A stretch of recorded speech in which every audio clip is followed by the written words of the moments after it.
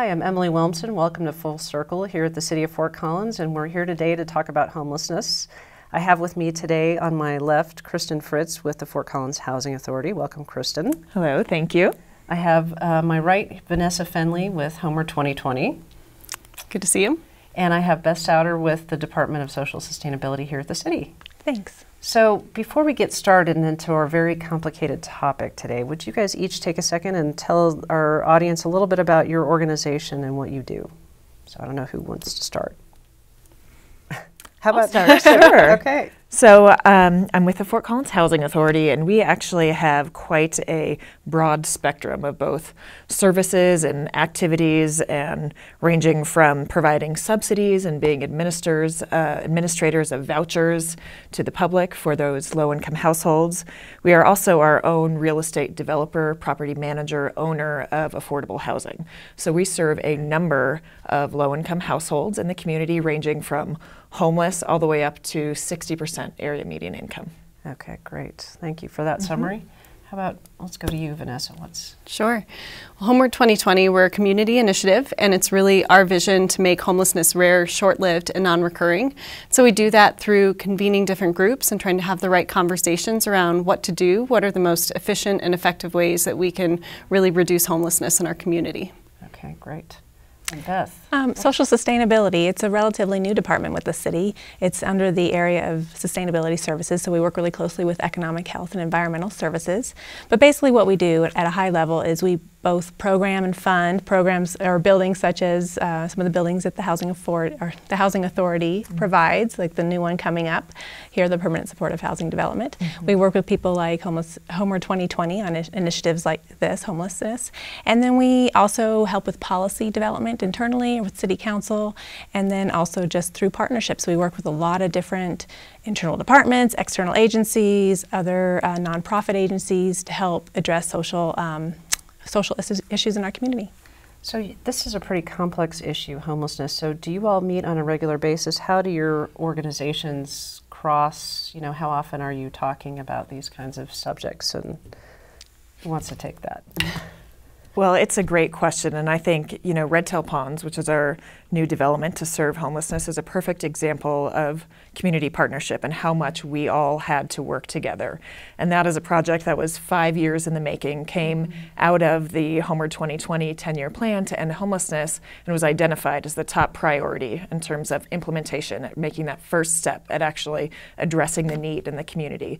And then we need to talk to the city about funding and really all of our community partners, because addressing homelessness really is a community-wide issue, and for it to be successful, it can't be coming through one department and one agency. So I think we all are meeting regularly and working together regularly on all sorts of different efforts and initiatives. Okay, anything you guys want to add to that?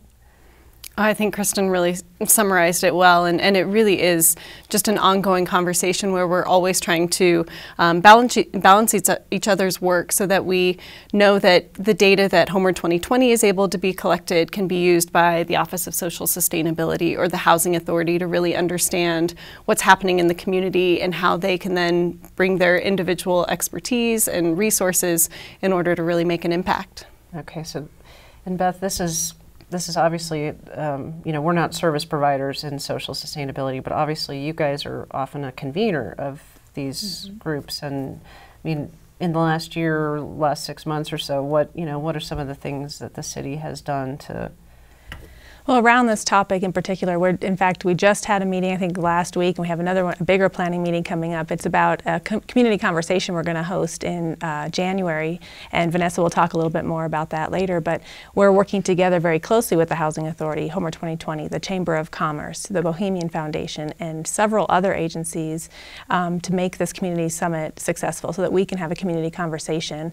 Additionally, some of the issues that come out of homelessness and other things is issues that happen in the downtown. So the Downtown Development Authority, as well as some of the business owners, Downtown Business Association, police, social sustainability and others are also meeting to talk about how they can better collaborate and work together and figure out what the issues really are, who really is creating those issues. It's not only just people experiencing homelessness, it's others as well. And then what are potential solutions and how can they work together to help in the solutions and not just point at one particular person to take on those solutions. So those are just a couple around homelessness, but others as well.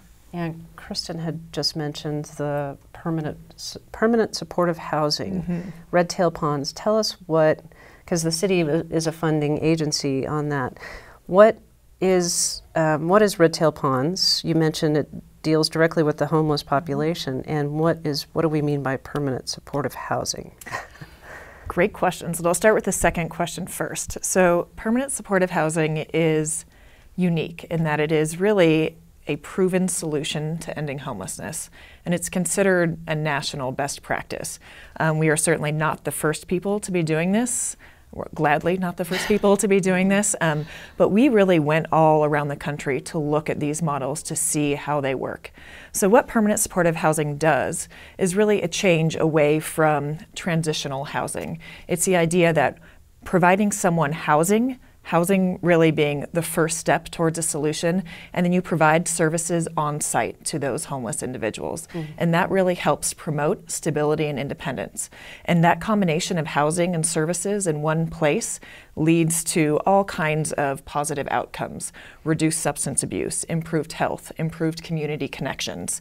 And so for some people, staying in Red Tail Ponds, which I'll talk a little bit more about, staying in permanent supportive housing, that is really the end solution for that individual, just being housed. Because at the end of the day, ending homelessness, the big key to that is providing housing, providing a place where people can live successfully and independently.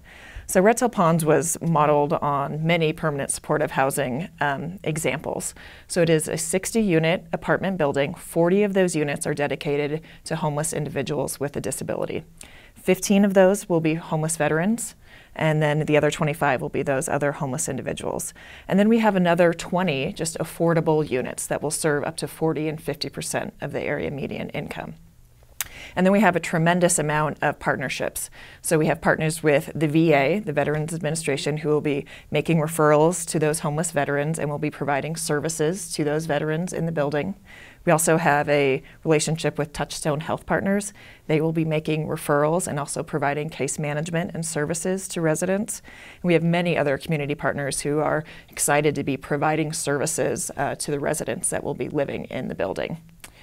So we're very excited about the progress of the building. We started construction in March of this year, and we expect to be open in mid-February 2015. So we're getting very close to that opening date.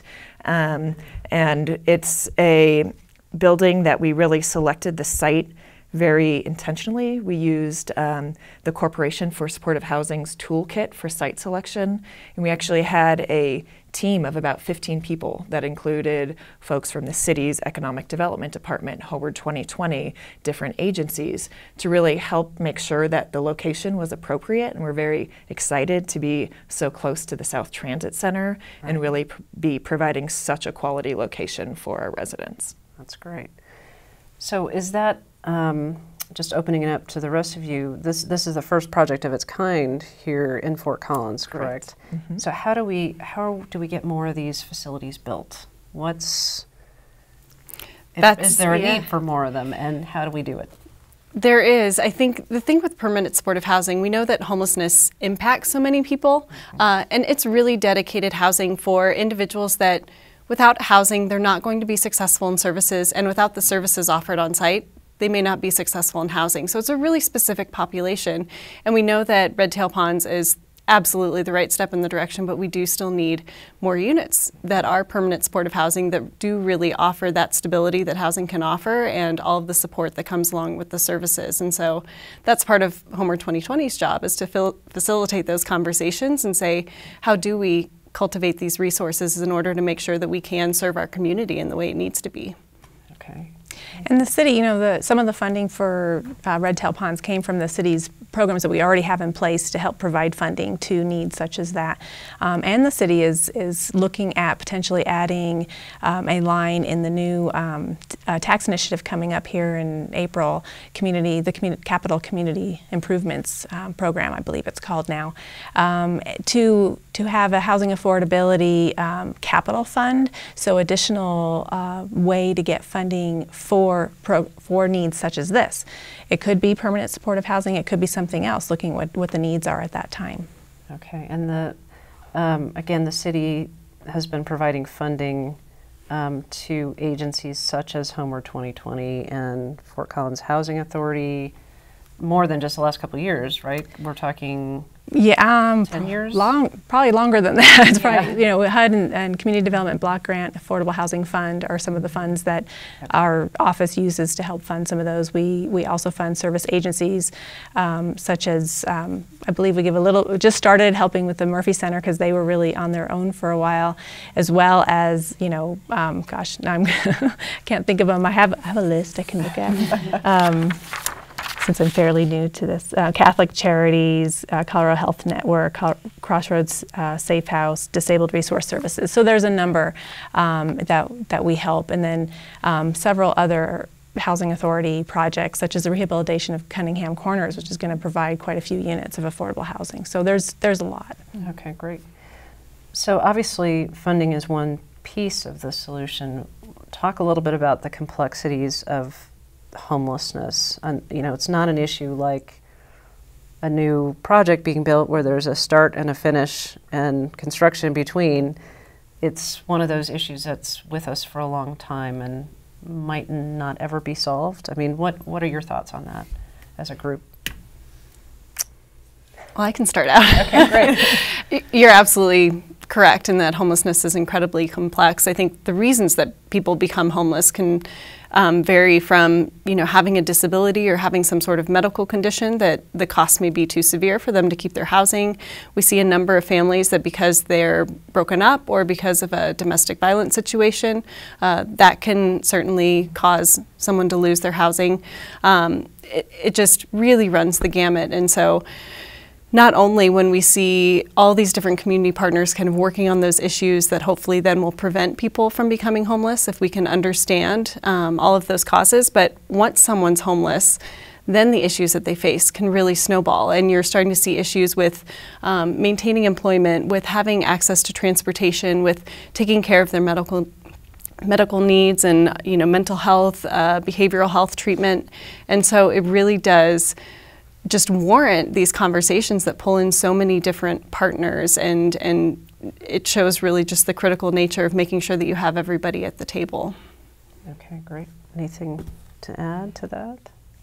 I would just add that it is, I think it's a community-wide issue, and so it's something that the community as a whole, of course, some of us have more of a role than others, but really as a community, what do we want to do to help people? We have a very compassionate, caring community, and we are able, and I believe we're able to get there. We just have to identify and we already have. Homeward 2020 has a 10-year plan, and you can talk more about that, Vanessa.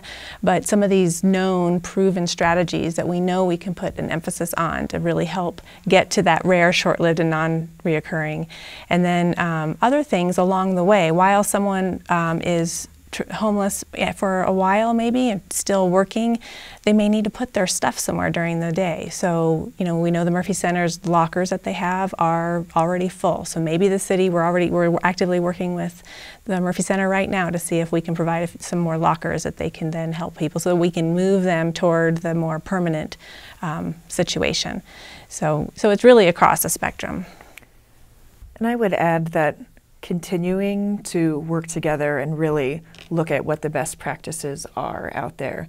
I know from the Housing Authority's perspective, getting a project like Red Tail Ponds done is very difficult, from putting the funding pieces together, every funding that source that you apply to is competitive. And the fact that our community had so much data and had so many community partnerships really elevated us and made us much more competitive, and we believe is a lot of the reason that we got so much of the funding for red tail ponds. And as much as we continue doing that and are able to prove that we as a community are interested in addressing this issue, I think the more success. And we also believe that for us to be able to build more permanent supportive housing, which we certainly need in our community, this project has to be successful. And so we have really focused on doing it right, on making sure that we have included all of those things that everyone out there says the building needs, says that the policies should be in place. We really believe that we have included them all, because we believe for us to be able to do more of these, this one has to be done right, and that's really important. Right. And you also kind of hit on something, or made me think that, and while we do have a problem and it can be noticeable in our community. I mean, it's easy to pretty much see sometimes downtown or out on the highway, so, people who might be asking for money, but we have a community that's really working on this issue. We do. I mean, you get the sense that, I saw a statistic recently, 56,000 people in shelters in New York City. And that kind of puts things in perspective a little bit. But one thing that Vanessa, we talked about before the show was the point-in-time count is so critical every year to the services and the collaboration that occurs. Can you tell us a little bit about what that is and Sure. So the point-in-time count is really a survey where we survey everybody who's staying on the street, staying in shelters over a 24-hour time period. And communities across the country do this survey during the same time frame in late January. For us, we're surveying on January 27th and 28th. And it really takes not only the participation of a number of service providers that allow us to come into their facilities and send out volunteers, but around 100 community members will go out, talk with people, hear their stories, and collect some of that really vital data that allows us to, apply for the funding as well as just understand the scope of homelessness in Fort Collins so that we can make sure that we're on the right track and we're planning the right projects and the right services to have in place. And so certainly if anybody would want to volunteer with that, then they can check out Homeward 2020's website, which is just homeward2020.org, and they can sign up right there. Okay, great. And you guys are also sponsoring, along with the city, the Bohemian Foundation and the Chamber, Fort Collins Chamber of Commerce, the Homelessness Summit in January. Maybe you all could talk about because you're putting that together right now. What will that entail? How can people get involved, et cetera? I'm going to look toward Vanessa. She's done a lot of that. Sure. It's really a great opportunity. I think we all recognize that there was the need to just provide a space for community members and stakeholders to come together and have the conversation about homelessness and really say, what do we know and what can we do? And so we're on January 21st inviting community members and really anybody who wants to participate to join us for that summit. And we have two different opportunities. People can either come from 9 to 11 a.m. or from 4 to 6 p.m. And it will be facilitated by a national organization that we've worked with in the past called the Corporation for Supportive Housing. They do phenomenal work, and they're able to bring in examples from around the country. So we're really able to say, not only do we know what's working well for Fort Collins and what do we know about homelessness here based off of our experiences and our data, but also what's working across the country. And from that, then we're going to take that information and later on this spring have, again, a really targeted conversation and do some more planning with really saying, what are the next steps our community needs to take and how does everybody plug in so that everybody from the Housing Authority, service providers, businesses, the city, and general community members can say, I want to participate in making homelessness rare, short-lived, and non-recurring, and this is how I'm going to do it. So we're setting ourselves up to, I think, really be successful this spring and summer. Okay, great. Yeah. Spring, it seems like a long way away with the weather, although today feels like spring. But so we're getting close to our time, end of our time together. So any closing thoughts about how we are addressing this or needs that the community has or any of the agencies have to address this issue? Should we, maybe we'll start with Beth and go. I just, I'm really, I'm fairly new to this position. I'm learning a lot. And one of the things that has really struck me is the great people that are out there, such as these two lovely ladies, but also many more who really are, Catholic Charities, the Fort Collins Rescue Mission, of course, the Murphy Center is wonderful, and there's so many others, people just doing some wonderful work who care about really helping people who are experiencing homeless, people who are really at their hardest moment in their life. And it's really touching, it's heartwarming to see the work that people are doing and the collaboration that's out there. And maybe there's some people in our community who aren't aware of some of that work going on, but we're going to expand that. And as we're seeing, last summer we saw some changes. We don't know for sure if there's an increase. We think maybe so, and really figure out how do we wrap our arms around that as a community and do what we can to help meet the goal of rare, short-lived, and non-reoccurring. Great. Vanessa, how about you? Yeah, I would certainly echo everything that Beth has said. We have a phenomenal community here, and despite homelessness being so complex, I think we know what works, and it's projects like Red Tail Ponds, and we have many of those strategies outlined in the 10-year plan, and it really is just figuring out how to really how to wrangle all of the support and energy that this community has and the desire to do something great and really make Fort Collins the world-class city that we want it to be. And that means, I think, really looking at homelessness and saying, how do we do more, do better, and really serve those people who are the most vulnerable? Mm-hmm. Great, thank you. How about you, Kristen? Well, I will certainly echo the comments about the greatness of our community. I certainly saw, building permanent supportive housing, there are always community fears and concerns that come out. And I really saw our community come out and have some fears, but also get themselves educated on the issue, on the topic of permanent supportive housing, and really many people turn their fears into offers of help to say, what can we do? This actually is a really great concept. What can we do to help? And I think that's really admirable for those people that, are concerned about the impact that a project like this will have on their community, and being open-minded enough to come to the table and have a conversation and learn more about it. So I think the more that we can educate and really talk about the complexities and about the proven solutions and about tapping into all of these resources that are available to us, I think we can do a lot of things that will just help continue to improve our community.